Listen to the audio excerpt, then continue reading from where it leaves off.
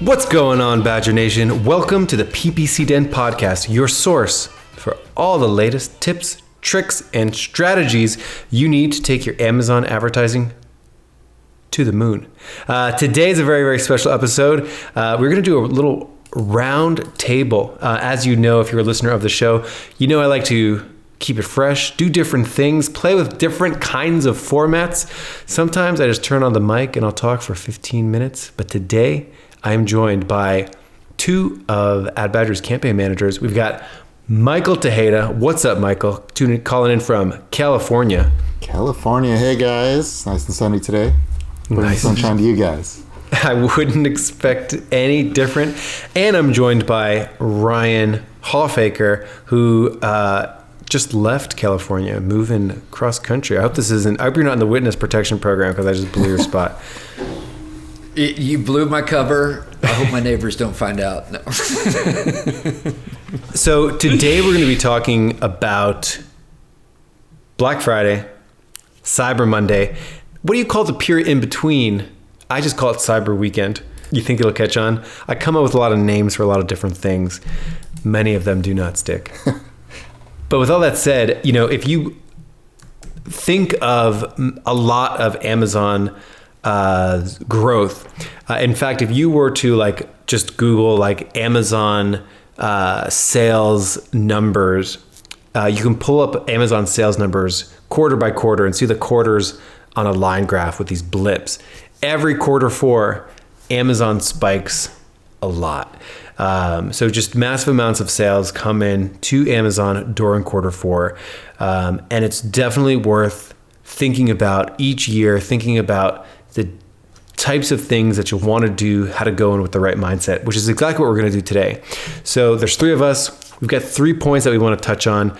I know that there's so much information swarming around quarter four, what to do. And we sort of teased out what I think are the 3 most important things, what we think are 3 of the biggest things to think about.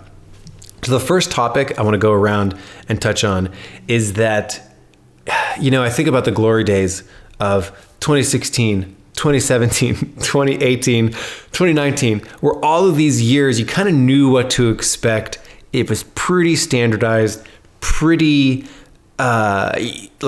routine. You know that your conversion rate is going to go up on a certain amount every single time, and you could expect this to happen. This year's a little different, isn't it, gentlemen? Definitely.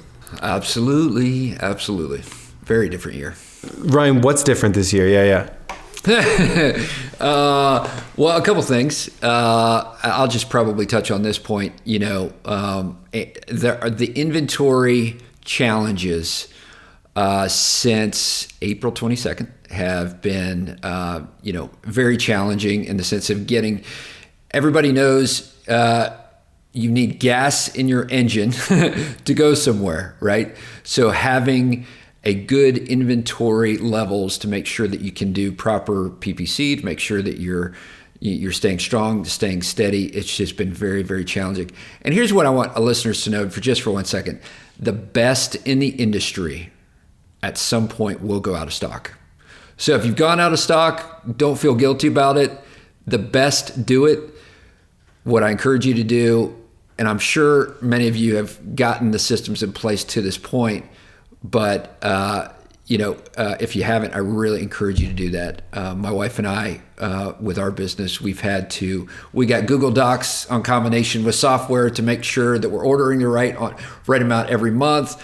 Our supply chain days went from 63 days to 75 days, because of, boats that are sitting out in the ocean. Obviously, the challenges of inventory the last 6 months, last 6-7 months have been there, but these are just challenges to overcome. Ryan, what percentage of your time would you say, you and your wife, total time, do you spend just focused on thinking about inventory and doing actions about inventory? What percent?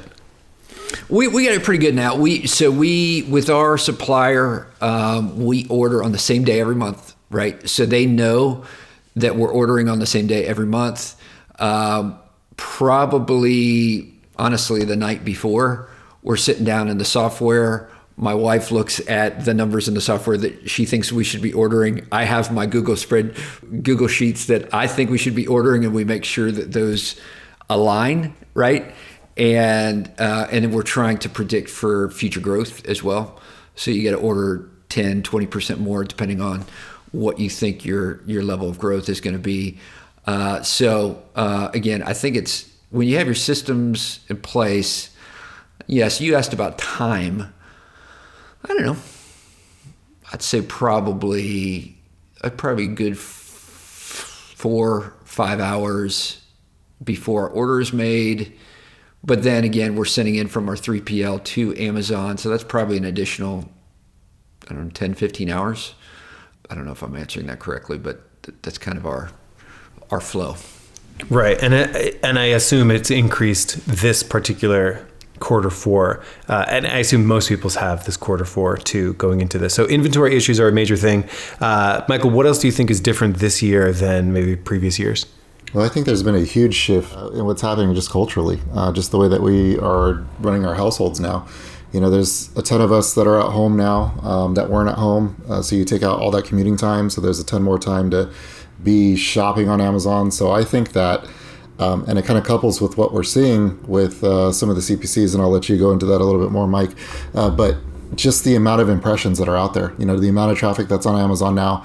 And I just feel that it's going to spike just based on the number of people that are home, the number of people that are going to be shopping from their home this holiday season too. Some people are still avoiding the stores at large. There's a ton of stuff that's on Amazon that wasn't on there before and other shopping venues. So I just think that, the way that we run our lives now have just shifted a lot more towards this sort of shopping and will continue to.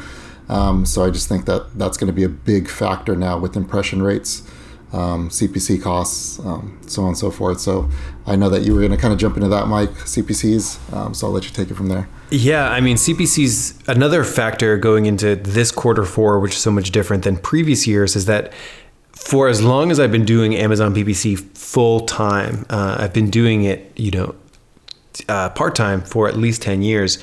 And in the last sort of 5 years since I've really been in it, there's never been a CPC increase globally for almost everybody this year than any other year. So it's just absolutely crazy watching this. So I think going into this, the reason we mentioned like what's different this year is because you want to use your inventory issues. You want to use what's happening culturally to your customers.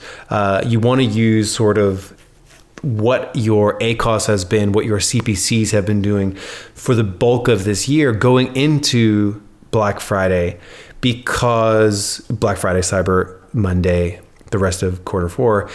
The reason being, I'm talking to people that are saying like, man, they felt like they've only had their, neck above water for a little bit. They're like dying for oxygen, and like they're going to use this time as a way to like really pump profitability. So they might actually do things differently this year than previous years. So I think it's a really, really interesting point. Going into it, definitely ask yourself, like, what's different this year? How has my ACOS, the New Jersey accent almost came out of my ACOS. What has my ACOS been doing this year? What have my CPCs been doing this year? And if I've been like way higher than I'd like to be, then maybe you do things a little differently this year than last year. Because like the general normal circumstances is like you get a lull before Thanksgiving, which I think we'll also get a lull this year. You get big spike Black Friday, Cyber Monday, and then it's pretty strong into December. Yeah. And this brings us to the second big area to go around and talk about, which is budgets and bids. Generally this time of year sees conversion rate spikes on average of about 50%. So if you were getting a 10%, you may experience a 15% conversion rate around this time of year. However, I think with the way that 2021 is going, we have some changes to the typical strategy, which is like just go select all keywords and bump it up, select all budgets, triple it. Michael, what are you thinking about in terms of how you're going to be modifying bids for this time period compared to previous years? Talk to me a little bit about that. Right. So there's one big thing that I'm going to be doing this year that I haven't done in previous years. Before, it was a more umbrella approach where I was hitting every portion of the campaign, or every portion of the account, rather. This year, I'm going to definitely focus on specific campaigns. There's ones that I know that drive sales, drive traffic for me, drive impressions. So those are the ones that I'm really going to be keying in on, just because of the fact that it's back to the year of rising CPCs. You know, I'm trying not to blow my entire budget that I'm carving out for this particular time period, and I want to use it as objectively as possible and use it to get as most lift as I can out of this time period. So that's really what I'm going to be doing, is kind of more of a strategic pinpoint approach on those specific campaigns. When you talk about, give me a little bit more specific about that pinpointing, like what kinds of things are you going to be looking for to have this category of things that you want to push? Like, what are the qualities of them? And then, like, how are you thinking about pushing them this year? Well, the qualities of them, I would say the ones that I know that are working at a cost that I'm going to be comfortable with. And even if they rise a little bit more, that I'll still be comfortable with, because I'm expecting everything to rise just a little bit. You know, obviously we're going to get the sell through it's going to come through, and we're going to be able to increase the sales amount, but the CPCs are going to be a little bit higher than they typically are. So those ones that I know that I have a little bit of a cost cushion on those that are converting well. I have a separate group of campaigns that I know personally that I have broken out that are like sort of my winner's circle. A portion of that is making sure that I'm defending my brand space also. So making sure that anything that's keyword based, that's brand based, because there's some clients that I have that have very, very strong brand equity. So I want to make sure to utilize that as much as possible too. So hitting on the branded, knowing which ones have a grade A cost, knowing which ones are converting well, and just knowing which ones that I can put more budget into to get more impressions out of is another thing too that I'm going to be looking at. Really, really good, because you mentioned something that we did not talk about in the planning for this episode, which is, you know, those brand defense ads. Some people might look at that going into Q4 and be like, you know, I don't need to worry about these too much. I don't need to push these. You know, if the conversion rate is going to go up on them anyway, like, do I really need to increase my bids on them? And it's like, yeah, probably, because your competition is going to be stepping on the gas and like going and getting it. So like, that's part of like the PPC magic, right? Like, you have, you know, it's this competition, and your competitors are more than likely, they know that they're going to see higher conversion rates, so they're going to step on the gas too for this time period. So you need to play defense on that. So I think focusing on like the steady converters, the things that you know that you can rely on that can withstand that bid increase, because like, we're assuming that a big conversion rate spike is going to come. Again, historically, it's been about 50%. So if you've had a 10% PPC conversion rate, you'll probably get a 15% conversion rate during this peak time. We're going in assuming that. And I think kind of what you said is like, you want to increase bids probably around 50% on Black Friday for the rest of December until Christmas shipping time expires. You will probably want to do that wholesale because your conversion rate is going to be 50% higher. But in the scenario where, for whatever reason this year, it's not 50% higher, the conversion rate is not 50% higher for all of those crazy reasons that we mentioned, then you know that you placed really, really good bets. And that sounded like the big takeaway there. So 50% higher on those key, reliable, old faithful converters. And then in terms of budgets, you know, historically it's been, you know, basically a select all budgets, like boom, increase, you know, double it, then go to your top ones, like double it again. How are you thinking about budgets going into Black Friday this year? Same kind of thing? Mm-hmm. Yeah, budget's the same kind of thing. You know, I'm going to make sure that I'm pushing on the ones that I have that are converting the best. Those ones that I'm going to be pushing on Obviously, my bids are going to be going up, so I need more budget to help those ones out. I know those are going to be my best converters, and they historically have been, so I don't see why they wouldn't convert. So those are the ones that are going to eat up my budget the most. They're going to get the biggest amount of the pie. And going back to the thought that you had and kind of the discussion that we were talking about with the defensive campaigns, I always tell every client that I talk to this one thing. We fight so hard to get the viewer to actually click onto our product display page. That is not one place you want to lose them. So those defensive campaigns is something else that's going to get a good portion of the budget too, is that they need to stay there. They need to see another one of our products, if it's a complementary product or another alternative of that same product line, whatever, just something else that I have to sell them. Can I add to that? I think that I was listening to a teaching about a week ago on A+ content as well. One of the values of having A+ content is because a majority now of the sales are coming through mobile, and when you're scrolling down on your mobile phone and you don't have A+ content on there, that's going to be more ad space for your competitors. So if you have that space filled up with A+ content in combination with the defensive targeting, from your brand, that's the best possible way to keep somebody on your page and to keep them in your ecosystem of sales, for sure. Love it. And with that, let's go to the third point.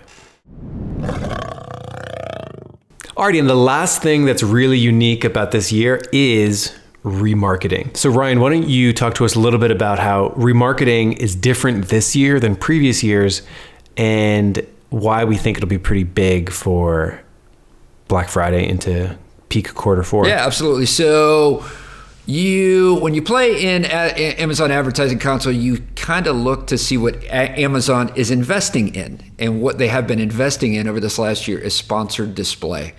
And so they've been building out sponsored display over this past year, giving us more tools, almost like on a weekly basis. I actually just heard one earlier today that I did not know about. And as we see Amazon investing in this, I think it's kind of one of those things, if you can adapt early, and find out what works, that you can really benefit from it. And I think that's one of the things that came about in our early discussion about, unique propositions, unique value that we want to give to the Ad Badger customer is to be on top of what is new and hopefully figure out how to optimize it and make it work for you and your business.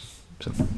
And Michael, in terms of using remarketing specifically for quarter 4, how are you thinking about it this year that's different, because we didn't really have it available last year? Yeah, so it's kind of a whole different world if we're thinking about it this year opposed to last year, in the way that we can actually reach the customer again. And you go back to what you were talking about with that lull period period that we have right before Black Friday. And there's a ton of people that are out there kind of shopping and looking around. And what we want to do is we want to make sure to get back in front of those people. Those people are obviously interested in our product. They want to buy it, but they want to buy it at the better rate, or at least what they're hoping to be a better rate a little bit later on, or when they're, putting their cash out there to buy those Christmas presents. And it's really getting in front of those. So looking at that window to retarget those folks. So it's the views remarketing that we're going to be focusing on a lot. And we've kind of had some discussion about what the best window is for that. We're really thinking either a 7 or a 14-day views remarketing window. And really because we're trying to hit all those ones that are really shopping for our product before it gets to that Cyber Friday and Cyber Week time period that you were talking about, Mike. Mm-hmm. Yeah, I think sponsored display this year for Black Friday and peak quarter 4 marketing, it's going to be phenomenal. It wasn't around last year, and you're absolutely right. If you look at the conversion rates historically for the month of November, they are pretty normal from November 1st to the first third of the month. And then in the middle third of the month, it kind of starts to suck. ACOS can sometimes go up the week before Black Friday. People are sort of distracted. They're traveling. They're getting ready for Thanksgiving, whatever it might be. And then the day of Thanksgiving, the day before Thanksgiving, it's very low. So you have this lull where conversion rate goes down, but that doesn't mean people aren't looking at your products. So it really may mean that they're just doing some pre-research before they eventually make their purchase, before they actually sit down for Black Friday to Cyber Monday and actually make the purchase. So if you can hit your remarketing hard during that time, so you get the views remarketing fired up, ready to roll for Black Friday, and you hit that really aggressively, that's probably the one place that, if you're launching a retargeting campaign on Black Friday, after you've captured all this views traffic for the last 7 and 14 days, that will probably put you in a really good position for Black Friday, because you're retargeting people that have already looked at your product. So you know that they're interested. They've already done the search to find your product. And now you're just sort of pushing them over the finish line. So final thoughts really quick, Ryan. Well, I tell you what, I want to kind of, my mind is in mindset of remarketing a little bit. And so I want to throw in just a couple thoughts. Before the show, there was some testing that we observed about, someone suggesting that 14-day remarketing was the best out of there's the 7-day option, 14-day, and 30-day option. And so what I'm going to say is like two theories, and I have no evidence to back this up. But well, a lot of Q4 is predicting what's going to happen, especially with remarketing. It hasn't been around last year. So Michael Tejeda actually made a great point. He thinks that 7-day is going to work better than 14-day, even though we're hearing evidence that 14-day is working better now. Michael Erickson, you talked about the hunters and the gatherers in previous episodes, right? Is that what it is? Like those that are typing in the query and they want to buy now versus those that are kind of shopping or whatever, So Q4, there's a shopping mentality, and so Michael Tejeda brought this up, that 7 days might actually work better because of those that are potentially shopping, for those products during Q4. The other thought is I'm going to throw another kind of in sponsored display, something that I heard about this week too, is defensive cross-promoting inside sponsored display. So a lot of people will use sponsored products to do defensive targeting, which obviously works well, but doubling that up inside sponsored display, PAT campaigns, product targeting campaigns, that could be a definite winner for you as well, to really boost profits, inside sponsored display. Yeah. No doubt. Yes. I'm bullish about remarketing for this Q4. Final thoughts, Michael Tejeda. It's going to be an interesting thing this year with CPCs rising, with our culture being a little bit different than it was last year, and now it's in a new reset mode. And with the retargeting that Amazon has, I'm interested to see what happens. I know what I'm doing. I got to know where I'm putting my budgets. Like you said, retargeting is kind of where it's at for one of the areas that I'm going to hit. I'm just trying to defend my space as much as possible, because last thing I want is somebody to hop off and take their sales somewhere else. So trying to help our clients out.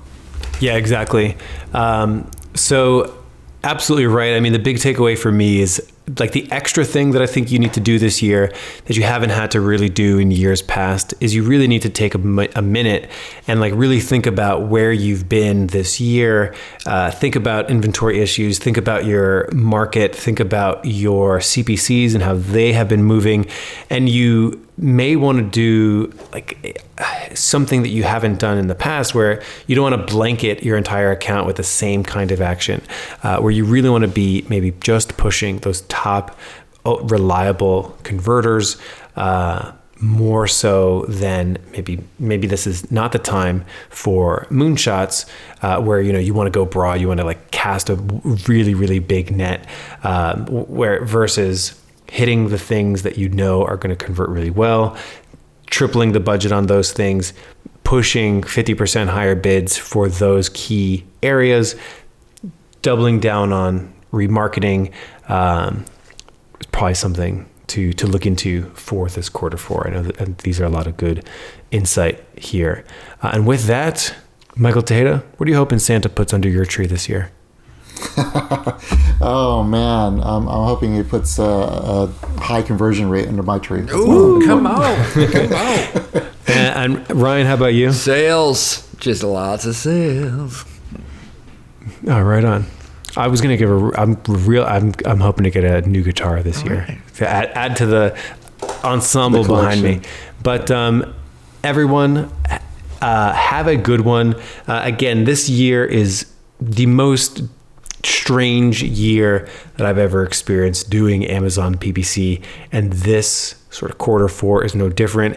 Again, to finish up too, a lot of this PPC is a feedback loop. So typically you launch something, you see how it does, and then you make adjustments to it. What's strange and challenging about Black Friday is that you are making the change ahead of time, and then you watch and see how it does and then make adjustments. So like, just to finish off this episode, getting more aggressive on your reliable converters, focusing on remarketing, those should add a ton of value. But again, it is a feedback loop. So be sure to watch it and monitor and make adjustments accordingly. And if you're listening to the show, you'll know what adjustments to make as, different ACOSs and different conversion rates roll in. And with that, I'll see you next week here on the PPC Den podcast. We'll see y'all. Bye, everybody.